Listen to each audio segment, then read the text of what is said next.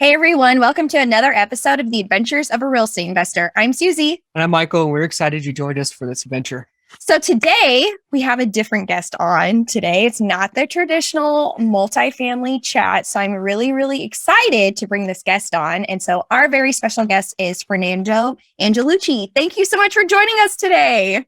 Thanks for having me. Yeah, we are just super excited. As I said, we're going to get into a lot of self-storage talk, but also the coolest thing about it all, well, not the coolest, but one of it is that he is part of Impact Self-Storage. So it really just goes along well with like our theme and everything that we do. So again, thank you so much for being here, Fernando. But can you please share with the listeners your background and why you started investing in real estate? Sure, Susie. So I have a pretty interesting background. Both of my parents are immigrants from Brazil. They met in church in Chicago. They just happen to be from different parts of the country or different parts of Brazil.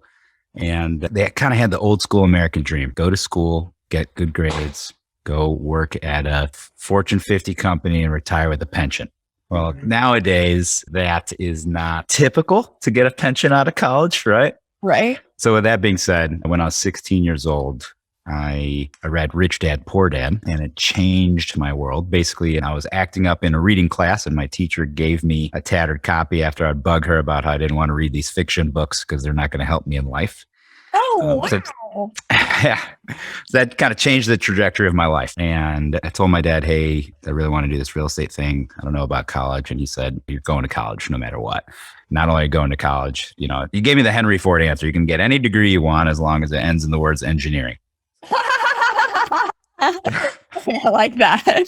I did go to college. I got an engineering degree. And believe it or not, I graduated and got a job at a Fortune 50 company with a pension. So like my dad was ecstatic, right? Both my parents were super ecstatic. But throughout that entire time, I was just devouring books on real estate, going to REIA meetings, meetups, anything I can get my hands on to kind of grow my knowledge base. And then when I got shipped out to Des Moines, Iowa with this Fortune 50 company, immediately started wholesaling single family homes and buying small multifamily. It's actually a very interesting story how I was able to do that. So I quit my job. Basically, not only did I burn the bridges, I burned the boats, I burned anything that could be burned just so I know I couldn't step back into that world. And then the next day I went out and I applied for like 64 credit cards. I got 12 approved. Wow. How many? I got 12 approved. Oh, okay. And then I cash advanced like $96,000 off of those credit cards to start the business. So when I told my parents about that, obviously they were furious. My dad basically didn't talk to me for a while because number one, I was taught never to get debt for anything, buy everything cash. And then number two, you made it. You got the job that we have built this life for you to get. And then you just left like that. I didn't even last, I was 13 months. I was in the 9-to-5 world. Yeah. So that's how my investing career started. Great. I want to know more. Like what happened after the $96,000? Like, right. I was like, yeah, I immediately lost 30, just gone. Wow. And then I purchased basically education courses with Rich Dad Education, how to wholesale, how to do multifamily, how to market, how to do lease options, how to do commercial properties. So I was investing in myself. And then the rest of the money went into marketing. So did a lot of single family wholesale deals, started flipping some properties, ended up buying my first 5-unit multifamily property with credit cards, 40 grand off of credit cards. I love it. And over time, we expanded out into different states. So I started investing in Illinois and Florida and Texas, Indiana. And eventually I started getting really tired. They said that real estate's a passive game, right? But I was working like 70, 80 hours a week. I didn't feel very passive. And so I was sitting down, I was wondering like, why am I having so many headaches? Like where are all these headaches coming from? And it came down to 3 things. It came down to toilets, tenants, and trash. How do I get rid of the 3 T's? And that's when I started looking at other investment vehicles and when I stumbled upon self-storage. But so then out of all the commercial real estate, like why self-storage? Because there are other ones that don't have tenants, toilets, and trash. Right. So there's a lot of reasons. I actually have 9 main reasons, but I'll touch on some of the highlighted ones. So because I was an engineer, I've always trained to plan for the worst and hope for the best and to use numbers and analysis to model what I was looking to happen. So the very first thing I did is looked at historical returns across multiple asset classes. And when I looked at self-storage, I realized that it had some of the highest returns over the last 30 years. So for example, if you invested in the S&P 500, you would have roughly about a 7.5% annual average return. Multifamily did a lot better at about 13%. And then self-storage returned about 17.4%. So, much higher return. And it may not seem like a big difference between multifamily and storage, that 4% difference. But you got to realize that's compounded yearly over 30 years. So for example, if you had $100,000 to invest in early 1990s, you put it into the S&P 500, you'd have about $500,000 today. You put it into apartments, you'd have about 1.7 million. And if you put them into storage, you have about $4.1 million today. So over twice the return you would have gotten just from that 4% compounding. So then that brought me to my second question, as an engineer or trained as an engineer, which is like, okay, so if it has a high return, that must mean that it also has a high risk. So let's look at the risk factors. And what we found is actually the opposite was true. Let's look at the 2007 to 2009, financial crisis. The S&P lost 22% during that period. Multifamily did a little bit better, lost about 7% of its value. And this is a study across REITs. And then self-storage only lost about 3.5% of its value. So again, kind of outsized returns for the level of risk that is involved. Let's fast forward to this most recent recession that we've been going through, this pandemic, if you will. There's a company called TREP, TREPP, and they do commercial mortgage-backed securities research. And they found that of the 1,700 CMBS loans or commercial mortgage-backed security loans that were made in the first 3 quarters of the pandemic, only 3 were delinquent. Only 3 self-storage loans were delinquent. That's a 0.17% delinquency rate. During that same period, multifamily was defaulting at a rate of 1,800% higher, or 18 times the default rate of self-storage. I have a question on that, and it's more just like a personal opinion. Do you think that has to do with the asset class or the operator? I think it's a little bit of both, but across both of those assets, you have operators of different experience levels. You have large REITs, you have, the more intermediate regional players like myself, you have some of the newbies that get in. So I think it comes down to truly the asset class. When we're in periods of recessionary environments, a lot of people have to downsize. So they move out of apartments, may move in with their parents or move in into smaller apartments.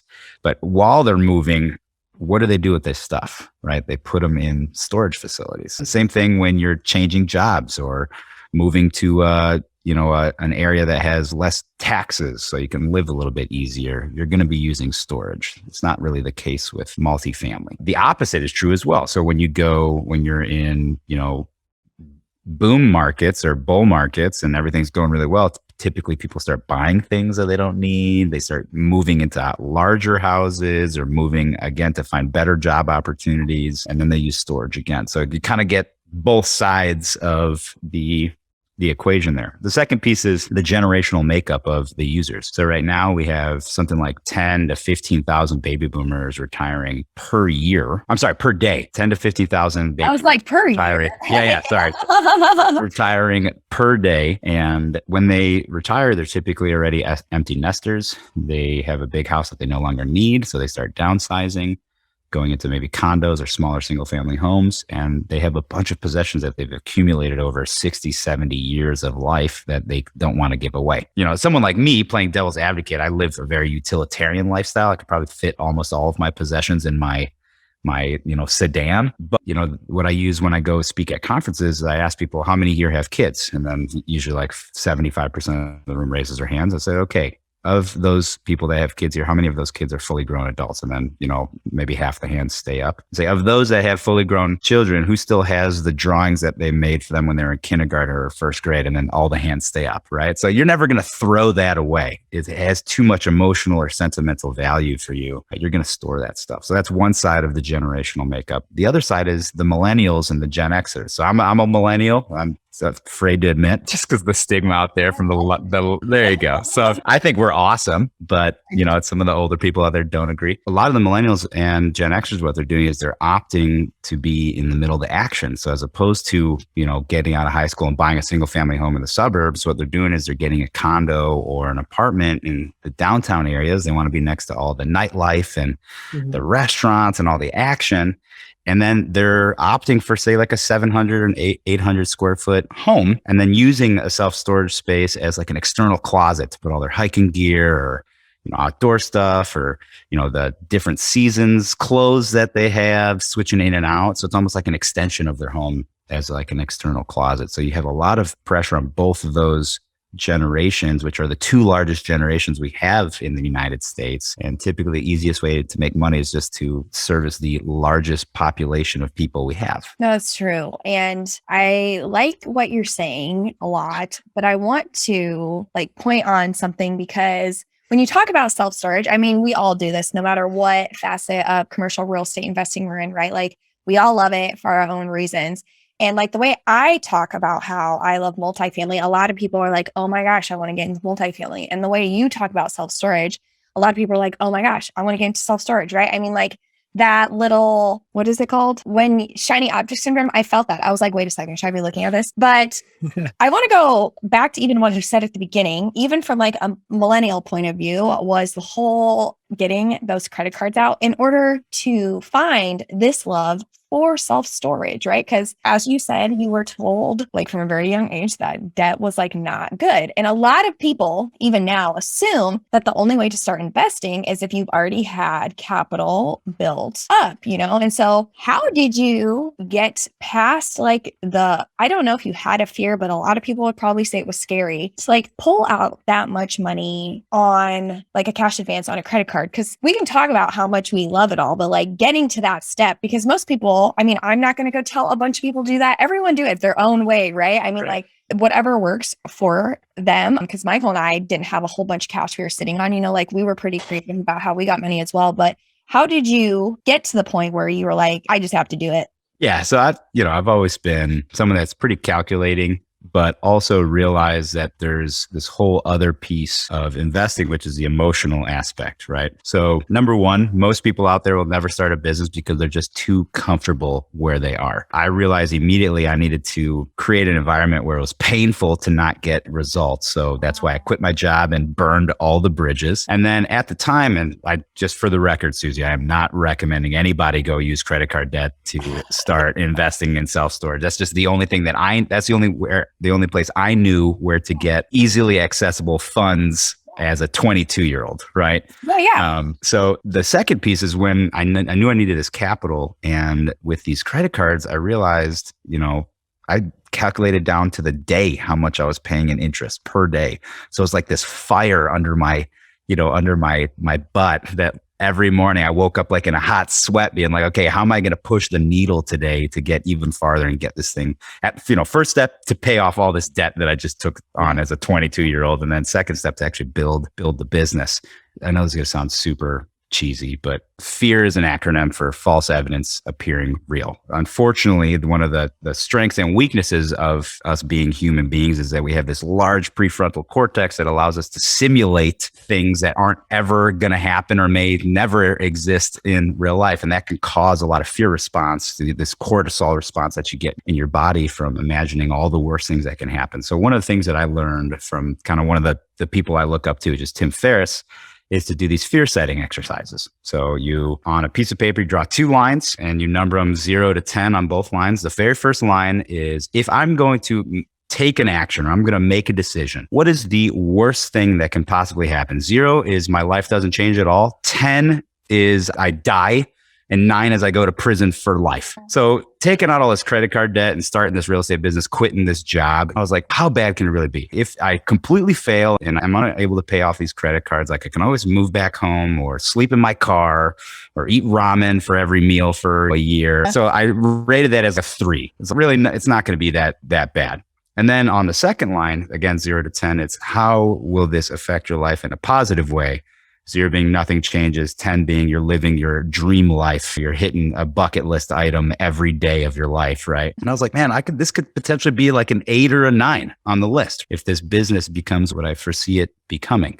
And so there was a huge delta, 3 on the risk scale and a 9 or a 10 on the positive benefits scale. So it was a no-brainer to take that decision. No, and I love that you explain it like that, because I talk about often how people's whys or driving passions can change along with what they're doing. And this is literally one of the greater examples of that. You did something, but there was a why behind it that had you moving closer to what your goal was every single day. And that's that's like the whole part of a lot of this, or real estate in general, is that like when you have that burning passion, the results come and they are real and they're there for people who just put action into it. And it's huge and it means a lot. And that's why it's so important to be able just to remember that like those little compounding effects day after day after day make those actions happen, even though if the first step seems very scary or fearful or all of the above, there is something much bigger at the end that makes it all worth it. Right. It's this concept of Kaizen, right? 1% better every day. It may not seem like a lot, 1%. What is that? But 1% every day compounding over 20 years can really change the trajectory of your life. You know, one of the things I always tell people is when you're making a decision, whether you make a right or wrong decision, even if you make the wrong decision, typically the outcome is better than indecision. If you do nothing, that is the worst thing you can do, as opposed to making a decision and being wrong about it. Because then at least you can learn from your mistakes. You can apply them to, you know, and I've made plenty of mistakes in my life, right? And it comes down to, again, another kind of cliche saying, but, you know, fail early, fail fast and fail early. And that way you can grow past those, you know, those failures. In real estate, there's no such thing as failure. There's just really expensive life lessons. I love that because that's really, really true. No, it is. So from the $96,000 credit card debt to building a business, everything, now we're at Impact Self-Storage. Can you elaborate on that? Like, where did Impact Self-Storage come from and what is it today? Yeah. So, you know, we built up a single family, multifamily portfolio. We had a pretty successful wholesaling company as well, doing some good volume. And like I said, I was just getting tired. So decided to sell off all the assets that we owned starting in 2016 and really started diving deep into self-storage.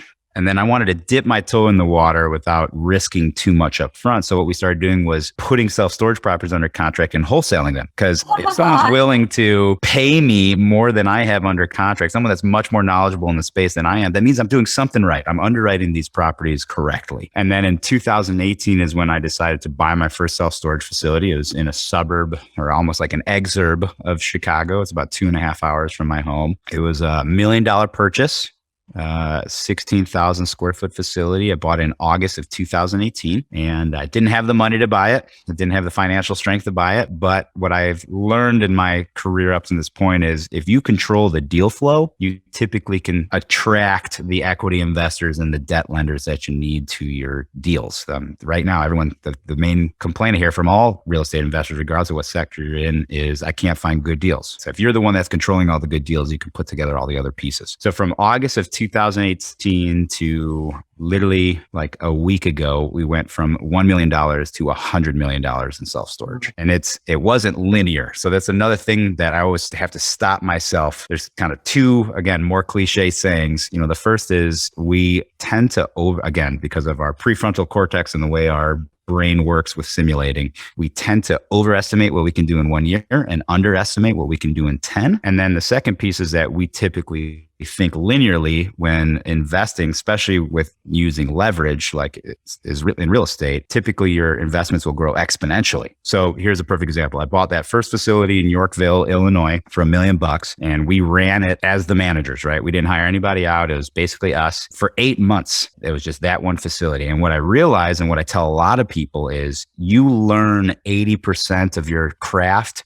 from actually doing it. The other 20% from reading and trying to get ready to maybe make a decision eventually.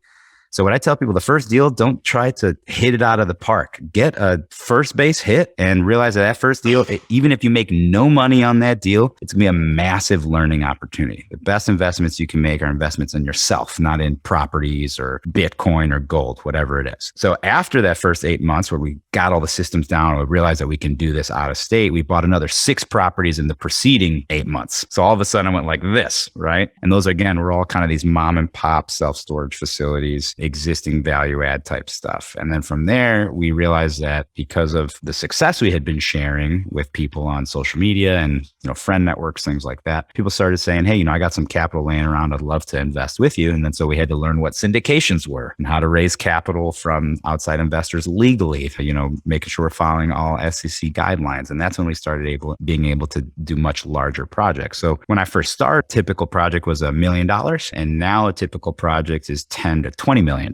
And that allows us to grow much, much faster. So I guess I should rewind and I should tell you kind of what Impact does, right? So yes, we do self-storage, but we have three main verticals. The first and what we started with is buying existing facilities from mom and pop investors, doing the value add on them, turning around and either selling them or putting them into portfolios and refinancing them or selling those portfolios to regional players. So that's one side. That's like the cash flow side, right? The problem we were facing though is as we started to try to get larger and larger facilities, the cap rates started plummeting because now we're competing against private equity firms and real estate investment trusts. And they're buying stuff at 3.5%, 4.5% cap rates. And that was not worth my time. So I said, okay, how do we get these big properties, but continue to get these 9, 10 caps that we're getting by buying from mom and pop facilities? And we realized the only way to do it is to build them. So then we started the development side of the company where we're building these monstrosities, right? 150,000 square foot Class A REIT grade facilities. They're 3+ stories tall. They're state of the art technology and security, that whole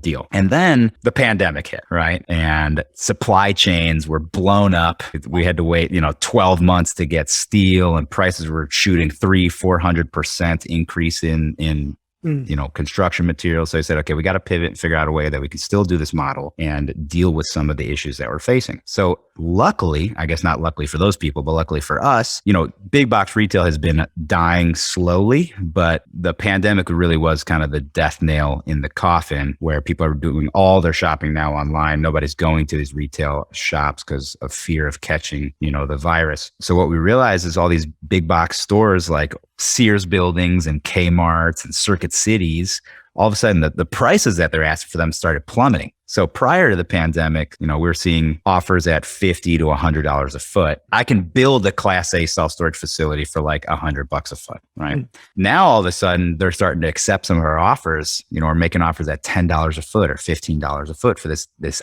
envelope that's already sitting there. And then we can convert the inside to self-storage, Class A self-storage. So that allowed us to do two things. One, it allowed us to drop our total project cost from like $110 a foot down to like $65 a foot and still sell at the same cap rates that we would for a Class A. And the second piece is it dropped our construction timeline from 12 to 14 months down to like 6 to 8 months. So it's kind of like a win-win on both sides. So now that's the third piece of our business, which we call adaptive reuse conversions. Love it.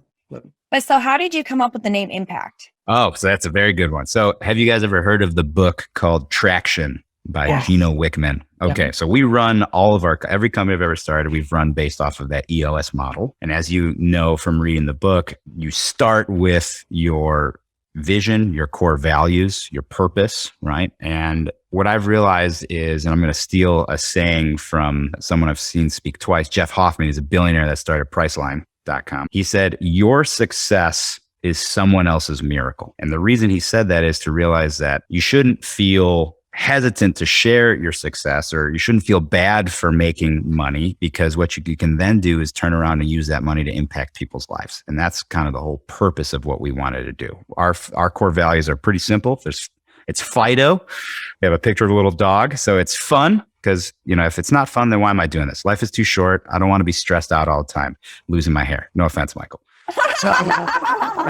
Number 2 is integrity. So if I'm going to operate, I need to be able to inherently trust people, and people need to be able to inherently trust me. So if you don't operate with integrity, if you don't do what you say you're going to do, even when no one's looking, then what's the point? The third one is drive. So yes, sometimes I have to burn the candle at both ends, wake up early, go to sleep late, and that's fine.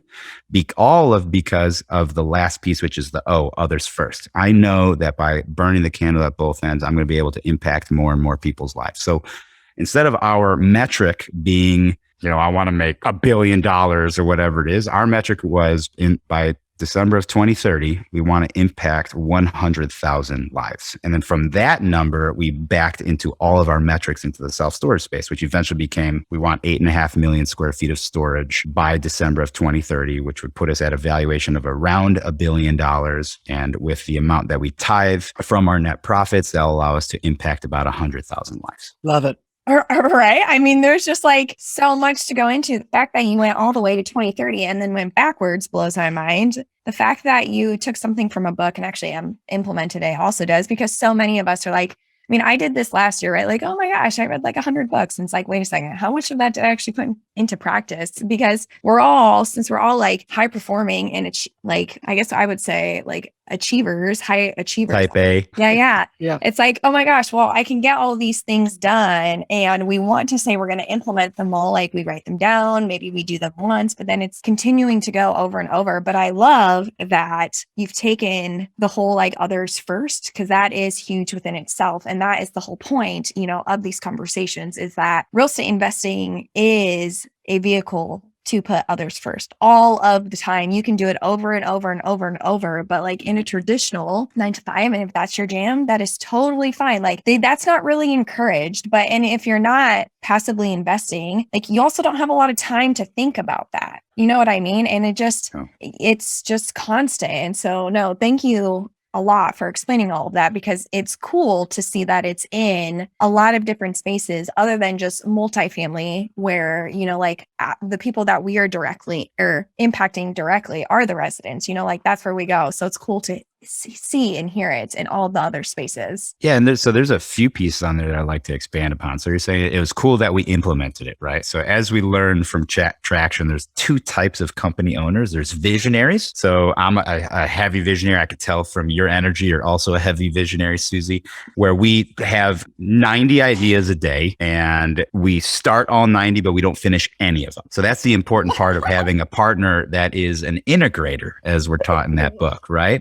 Yeah. The integrator is basically the person that says, all right, Susie, 89 of these 90 ideas are trash. Let's just not even start or waste any of our energy on this. This one, though, is really good. And I'm going to run with it for you and actually do all of the implementation itself. So always important to have an integrator in your company, typically in, C-suite level verbiage. These are the COOs, the chief operating officers, the ones that actually in the business, getting things done, leading and managing and holding people accountable. The second piece is when I first read Traction in my very first wholesaling company, I tried to implement it myself and I did all right. It wasn't the best implementation, but then I went out and I hired an EOS certified implementer. They came into our office and it was a 3-day intensive meeting where they said basically all of this with us. What are your core values? How do we get to those core values? What are your non-financial goals? What are your financial goals based off of those non-financial goals? Let's start with the 10-year picture. This, the BHAG, the big, hairy, audacious goal. And then let's break that down into actual usable steps down to what does the 3-year goal look like? What does the 1-year picture look like? What is the quarterly 90-day rocks? What are your weekly goals? Yep. And from your weekly goals, what do you need to do every day to get to that 30-year target or that 10-year target, right? So it's all about, how do you eat an elephant? One bite at a time, right? So that's extremely important. And then the third piece, which you touched on, was, the impacting lives. Self-storage is very unique as an investment in the fact that it has such a hyper defined trade area. So as, let's say, a renter, I live in Chicago. I can go to the South Side and live in an apartment for $1,500 a month. And if somebody raises the rent on me $100 a month, guess what? I can go 20 miles north or 25 miles north to the north side and go find a similar priced apartment that's probably has all the same amenities, right? The only difference is the location. With storage, that's typically not the case. Most clients or customers of storage come in a 3 to 5 mile trade radius around the subject facility. And that's because they typically want to be within 5 to 10 minutes of either work or home. So they're not going to travel 20 miles or 25 miles just to go save $5 a month on their storage facility. So because of that, you have this kind of captive audience, and that makes it much more easier to impact lives because we know who the people that use our services are. So when we go to try to impact these people, we can work with local police departments, local fire departments, do toy drives or school supply drive where we fill backpacks with school supplies. We host or we sponsor little league teams and, hockey teams for kids and, battered women shelters or animal shelters. And these are all within like that 3 to 5 mile radius around our facility. And guess what? And this is not the purpose of it, but guess what? Once you start helping out the community, they recognize that. And when they decide to go choose a provider for their storage, like, let's be honest, it's not like multifamily where like, oh, this place has a great, kitchen and this place doesn't. Storage, it's a concrete floor and steel boxes. That's it. Like, there's nothing really distinguishing one from the other. And the customer service in this industry is typically pretty poor. So all of a sudden they're like, oh wait, Impact, I've seen on the back of my kids' baseball team shirt, like they sponsored our little league team. Like, I'd rather just go there if the prices are going to be the same. Or what we're seeing, they'll even pay a premium to come and use our facilities because of that. They know that a portion of the dollars go back into the local community. It's not some giant Blackstone REIT where you rent at their apartment building and then all the money goes to the Hamptons somewhere, right? That's not how it works. I'd love to chat with you all night, Fernando. Unfortunately, we're coming to the end of the show, which brings us to the 4 exploratory questions we ask all of our guests. Sure. So the first question we have for you, Fernando, is where is one place you wish to travel to and why? Yeah, this is an easy one. So I was already planning this trip prior to the pandemic. Hopefully my dad doesn't hear this podcast before I surprise him. But I was planning on taking my dad to Italy. So as you could tell by my last name, Angelucci, my dad is actually 100% Italian, but was like 3rd generation Brazilian. So my great grandmother fled Italy during the wars, came down to southern Brazil. And my dad speaks Italian, very culturally Italian, but has never been to his home country. So not only did I do a 23andMe, kind of DNA thing, but I also got one for my dad, which he's going to be getting for Christmas here. And then we're going to go back to the old country and see if we can find some like long lost cousins and, 3 times removed or however the cousin trees work. So that's going to be my answer for number 1. Definitely Italy. That's awesome. Sweet. Yeah, that's really cool. I like that a lot. So our second question is, what is the number 1 thing on your bucket list and how are you leveraging real estate investing to achieve it? That's a good question. Let me actually pull up my bucket list for you since I have like 20 something things on here. And I'll tell you which one is number 1. So typically the main reason I got into real estate is because I wanted to do what I want with whomever I want, whenever I want. Yeah. Right? So that requires a lot of financial freedom. That also requires a lot of time freedom, which, there's a lot of very highly paid employees, work in the finance industry and they make gobs of money, but they work 90 hours a week and they hate themselves. So I didn't want that for my life. So that's the reason I chose real estate, is to be able to have that time freedom. So, all right, I'm looking at 17 items here. Look at that. And number 1 on the bucket list is speak at the the TED conference. I like it. Yeah. That's sweet. So that is number 1. Number 2 is go to Cenderawasih Bay and go visit the whale sharks. So it's kind of a dichotomy there. So a lot of the things on my list have something to do with travel or with education or with impacting lives. And I think TED is a really good stage because it's all about, more and more so now, it's all about impacting people for the positive, impacting humanity for the positive. And I'd love to be on that stage one day with one way that I can hopefully impact people in a large scale way. That's sweet. Fun fact, Susie and I met at a TED conference. We did. Really? What are the odds? So the third question we have for you, Fernando, is what is one piece of advice for someone who wants to start passively investing in real estate? Yeah, just call my cell phone. I'm just kidding. But here's what I will do. So I've been known for doing this and people think I'm crazy to do it. I do give out my cell phone number on these podcasts. I'll do that at the end here for you. But honestly, the true answer is that if you are going to invest passively as a limited partner or a silent partner, due diligence is very important.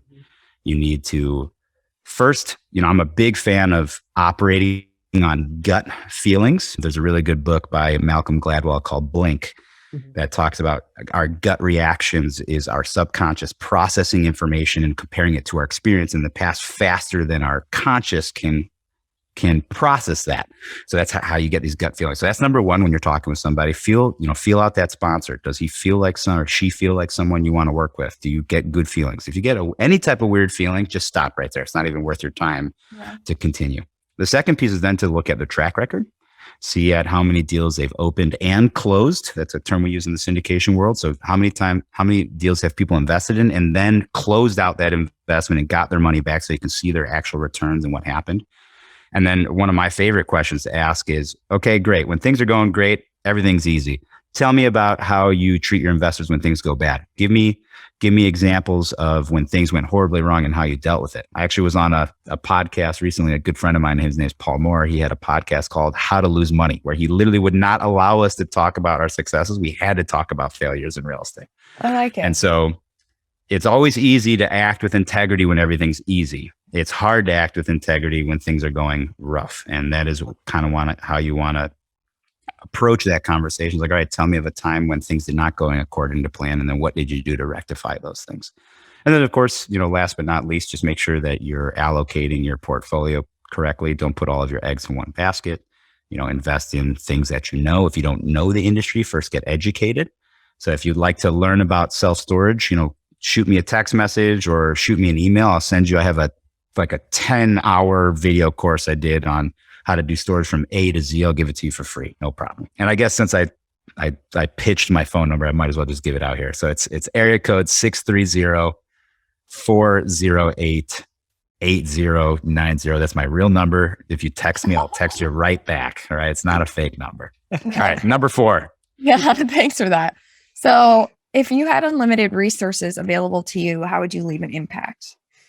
Absolutely. So one of the things that I'm pretty passionate about is kids. Not only, the basic things like the hierarchy of needs of having a house over their head, right? And food on their plate or in their bellies and being safe. But then once you get those needs taken care of, how do you stop the perpetual cycle of poverty? And usually that comes through education. And unfortunately, right now, the only things that are really taught to our children in our educational system is how to be an employee and how to go build someone else's dream so that they can have unlimited resources and you cannot. And I really don't like that model. So if I had unlimited resources available to me, what I'd most likely do is start some type of nonprofit where it's all curriculum to teach young kids how to be entrepreneurs. I like that a lot. Yeah, we're really big on just even basic education. I mean, that doesn't really happen in the US as often, but just in other countries, how basic education, It's all political, economic. Yeah, so many problems. Mind is blown. So that's wonderful. There's Ray Dalio is another person I follow a lot. And he recently released a book called The Changing World Order, where it explores how countries become empires and how they rise to become the superpowers and then how they fall.